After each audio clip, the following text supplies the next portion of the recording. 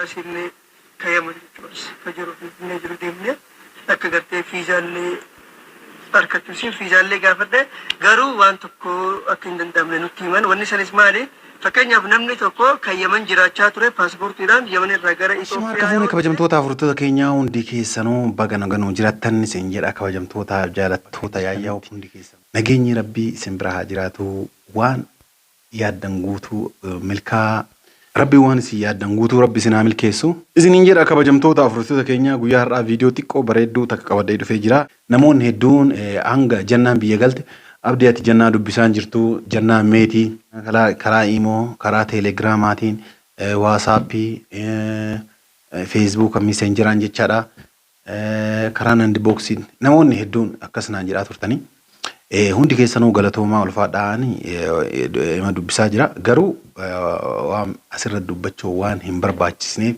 cadhisechaadha guyyaa har'aa ammoo waan isin jalqabdeef ammoo waa dubbachuu waa isinii himu dirqama waan ta'eef jechaadha iddoo kana dhufeechaadha kabajamtoota furtoota keenya ni beenna gaafa jalqabaa aniif jannaan akka wal fuunuuf nu lamaan walii eeyyamnee turre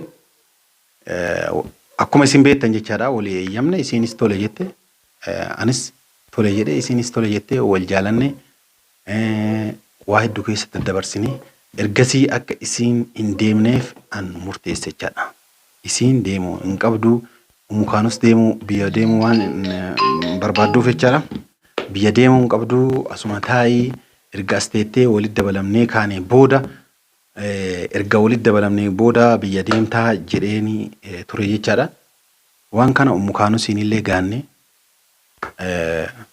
ummukaanus illee dhugaa dubbachuudhaaf isin illee dhugaa dubbachuuf na gargaartee jirti agalatomtu garuu an wanti an jedhe wanti fedhe yoo dhufe jannaan akka asteettu yaani jechaadha jannaan akka asteettu jannaan illee gaafa duraanii tolettee kaatee gaafa warratti bilbileemnu warri tolee hundaafuyyuu mucayyoon teena nu argitee dhufuu qabdi jedhanii ture jechaadha wanni akkanaa kun jireenya namaa akka diiguun dhibbatti beeka jechaadha waan kana isiin hin jenne malee dhibbatti wanni akkanaa namaaf gaarii miti jechaadha nama biroo namaaf gaarii miti jechaadha maaliifi nam tokko jireenya kan kee ati yoo murteessite jireenya kan kee yoo ati murteessite nama biraa wanni ga'u hin jiru jechaadha simatu jireenya kan kee akkuma murteessisanitti xumura malee sii ta'ee akkasuma xumurta sii ta'uu dhabaatus akkasuma xumurta malee jireenya kan keetiif yoo nama biraa waan eeggatu taate jireenya kan keetiif yoo nama biraa waan mareessiftu taate jireenya kan keetiif kitaaba jireenya kan keetii namni biroo waan sii barreessu taate gaarii miti jechaadha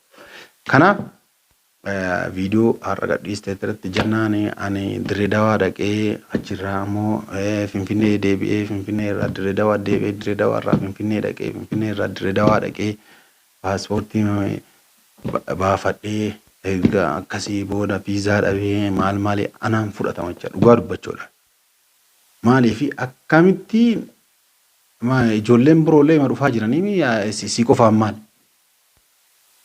dhugaa dubbachuudhaaf jechaadha akkasitti dhufuu hin dandeenye maal jettee garuu tole bagaafte sin jechuu barbaadeeti erga ati dubbatte malee an dubbachuu hin barbaanne ima cadhisuu barbaade erga ati dubbatte dubbachuun ammoo ana irrattis dirqamachaadha garuu dhiirri waadaa waliin duuti malee dhiirri waadaa namaa galte hin diiddu ati gara kan keetiin waadaa galte diiddee jirta osoo hin diinneeti osoo waadaa kana lakki sitti fakkaate malee waan takkaan balleessine akkana osoo ati naan jette lee ana bira fudhataman qabu jechuudha hundi isaanii wanni anti jette guutuun dhugaa yoo dubbadhe si aarsuuf illee miti erga ati dubbatte erga ati hiriyoota kan kee beeksifte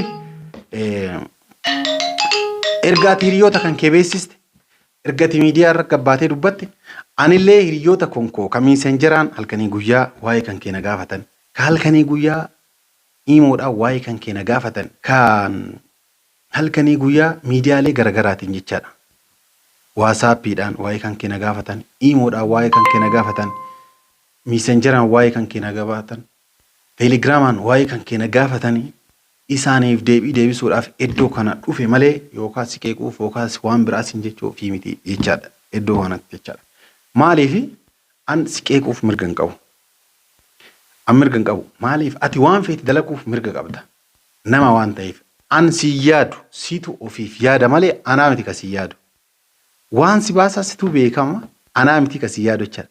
Akkuma an si yaadne akkuma anaa miti si ka yaaduu qabu. Situ ofii yaada jireenya keetiif lubbuu kan keetiif waan ati ofii yaadde san tuuta malee anaa miti kasi yaadu jechaadha. Akkuma an si yaaduu hin dandeenye kana hiriyyaan si bira jirtu sun illee si jireenya keetiif kitaaba si barreessuu hin qabu jechaadha jenna. Kitaaba jireenya kan keetii namni si barreessuu hin qabu jechaadha. Dhugaa dubbachuudhaaf maaliif akka haftee illee guutuu beekaan. An beekaa cadhise malee guutuu beekaa. An siqee guufii mitillee waan atafteef guutuu takka takkaan kana mee waan anafee fi millee osoo jettee isa.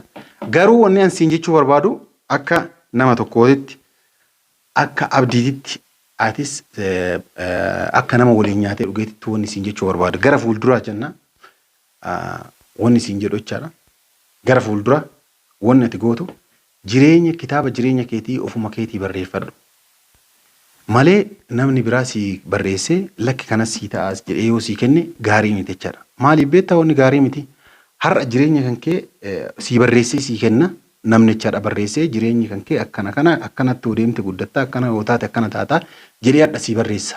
Wanti inni si barreessuun gaarii ta'uu danda'a. Garuu si fullaasisuu hin danda'u. Boruu yoo namni sun sirraa fagaate yoo namni sun iddoo san hin jiraanne namni kitaaba jireenya kan keetii ammallee kitaaba jireenya kan keetii namni biraa yoo barreessee waan si kennu taate kan kun yaanni kakaaniitiif kakaanii wal'aa waan ta'eef jireenyi kee guutuun guutti fashalaa'uu danda'a si jalaa baduu danda'a jechaadha. Kanaaf yaada namaatiin hin deeminii siin jechuu barbaadeeti walumaa galatti. Kun kana walumaa galatti kabajamtoota afurtoota keenyaaf viidiyoo jannaan gadhiisteettu argitanii jirtanii viizaa argannee maalii fi akkana ta'ee garana dhufuun hin danda'amu. Garana dhufuun hin danda'amu. Dhiifama yaake. Garana dhufuun hin danda'amu maal jettee viidiyoo barreessitee viidiyoo gadhiistee jirti. Kana akkasiin maal jettee bookeen jedhan beektanii jettee haa jedhanii na koobaa jettee bookeen jedhan. Jettee haa jedhaniidhaaf erga gaafa duraaniitu waan itti mee jira isiin hin beetti. An gatteesseetu isiin yoo deemte dhufuu hin dandeessu jedheenii jira jechaadha. Kunooti isiin. Jannaa lakki hin deeminii yoo deemte dhufuu hin dandeessu jennaan lakki dhufuu ni danda'a. Maaliif an hin beekaan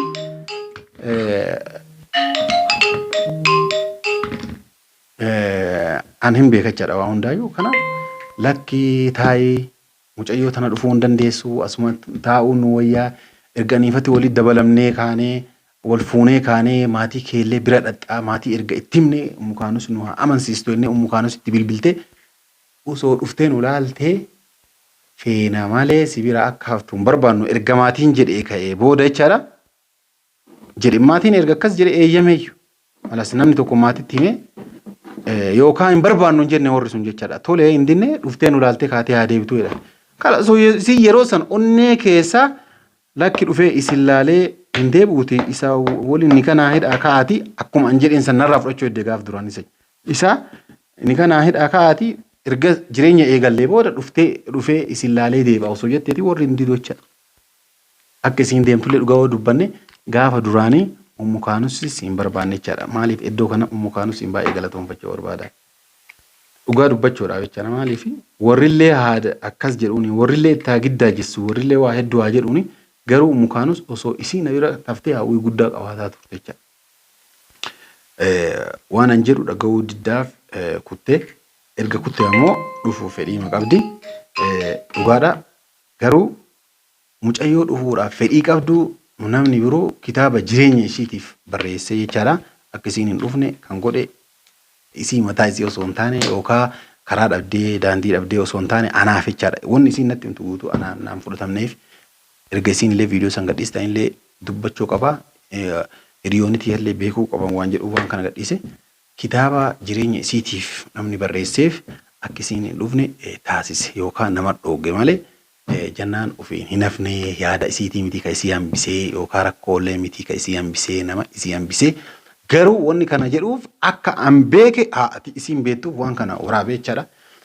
Hiriyoonni isiillee waa beekanii waraabee jannaan lafaa kaatee hin hafne hiriyoota isiitti hambisee hundaafuu baga haftee baga gammaddee baga wajjin gammannee Isin jedha aan har'allee borullee kabajamtuu jaalatamtuu jannaa baay'ee si kabaja baay'ee si jaaladha. Akka nama tokkootti jechaadha. Kanaaf hamtuu ta'e arguun barbaadu hamtuu ta'e arguun barbaadu.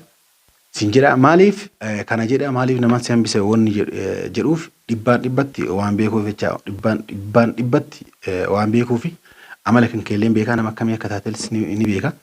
Kanaaf wanni har'a viidiyoo ati waraabdee gadhiiste hiriyoota tan ta'e wajjin ana biratti fudhatama hin qabu. Hundaafuu galatoomii isin jechuu barbaada. Isin jechuu barbaada isin jedha. Xiqqoo boodas viidiyoo biroo waraabee kan isin gadhiisu ta'a. Kanuma isin jedha kabajamtoota furdota keenya jannaan dhufaan jirtu haftee jirti. Isin jedha warri jannaa yeroo dheeraadhaaf eegaa turtan anaa wajjin jechaadha. Hundi keessanuu akkas jechaadha. Viidiyoo isin waraabdisan irratti argitanii jirtanii. Baachisu gaa jalqabuuf gara imbaasiilee kayyaman jechuunis fajiru finfinnee jiru deemnee akka gartee fiizaallee harkachuusin fiizaallee gaafadhe garuu waan tokko akka hin danda'amne nutti himan. Wanni sanis maali? Fakkeenyaaf namni tokko kayyaman jiraachaa ture paaspoortiidhaan Yemen irraa gara Itoophiyaa yoo dhufe paaspoortii sanirra fiizaa yoo jiraate deebi'uu danda'a. Akkuma ijoolleen Yemen irraa dhuftee deebitutti kana dura yoon isinii kaasee maqaa isaanii akka Sa'iid fa'aa jechuudha. Isaanis Yemen irraa dhufanii fiizaa waan qabaniif deebi'uu danda'anii jiran jechuudha. Rakkoon jannaa mudate kun maali? Namni iqaamaa qabu tokko yoo Yemen irraa Itoophiyaa dhaqe deebi'uu danda'a jechaadha.